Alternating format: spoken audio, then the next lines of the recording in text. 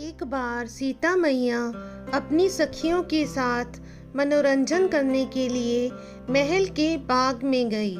उन्हें पेड़ पर बैठे तोते का एक जोड़ा दिखा। दोनों तोते आपस में सीता माता के बारे में बातें कर रहे थे। एक ने कहा, अयोध्या में एक सुंदर और प्रतापी कुमार है जिनका नाम श्री राम है। उनसे जानकी का विवाह होगा। श्री राम 11,000 वर्षों तक इस धरती पर शासन करेंगे। सीताराम एक दूसरे के जीवन साथी की तरह इस धरती पर सुख से जीवन बिताएंगे। सीता ने अपना नाम सुना तो दोनों पक्षियों की बातें गौर से सुनने लगी। उन्हें अपने जीवन के बारे में और बातें सुनने की इच्छा हुई। सखियों से कहकर उन्होंने दोनों पक्षी पकड़वा दिए। सीता ने उन्हें बहुत प्यार से पुचकारा और कहा, डरो मत, तुम बड़ी अच्छी बातें करते हो। यह बताओ, ये ज्ञान तुम्हें कहाँ से मिला? मुझसे भयभीत होने की जरूरत नहीं है। दोनों का डर समाप्त हुआ। वे समझ गए कि यह स्वयं सीता मैया है। दोनों ने बताया कि वाल्मीकि नाम के एक महर्षि हैं। वे उनके आश्रम में ही रहते हैं। वाल्मीकि रोज राम सीता के जीवन की चर्चा करते हैं। वे यह सब सुना करते हैं और सब कंठस्थ अर्थात याद हो गया है। सीता ने और पूछा तो शुक ने कहा, दशरथ पुत्र राम शिव का धनुष भंग करेंगे और सीता उन्हें पति के रूप में स्वीकार करेंगी। तीनों लोकों में यह अद्भुत जोड़ी बनेगी। सीता पूछती जाती और शुक उसका उत्तर देते जाते। दोनों थक गए। उन्होंने सीता से कहा, यह कथा बहुत विस्तृत है, कई माह लगेंगे सुनाने में। यह कहकर दोनों उड़ने को तैयार हुए।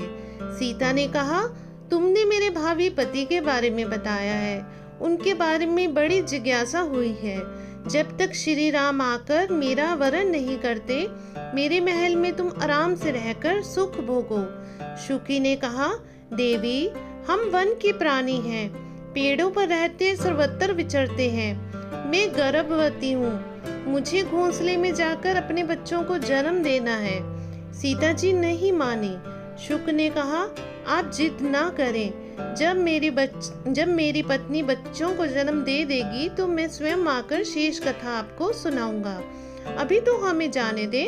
सीता ने कहा, ऐसा है तो तुम चले जाओ, लेकिन तुम्हारी पत्नी यहीं पर रहेगी। मैं इसे कष्ट ना होने दूंगी। शुक को पत्नी से बड़ा प्रेम था। वह अकेला जाने को तैयार नहीं था। शुकी भी अपने पति से वियोग सहन नहीं कर सकती थी। उसने सीता को कहा, आप मुझे पति से अलग ना करें, मैं आपको श्राप दे दूंगी। सीता हंसने लगी।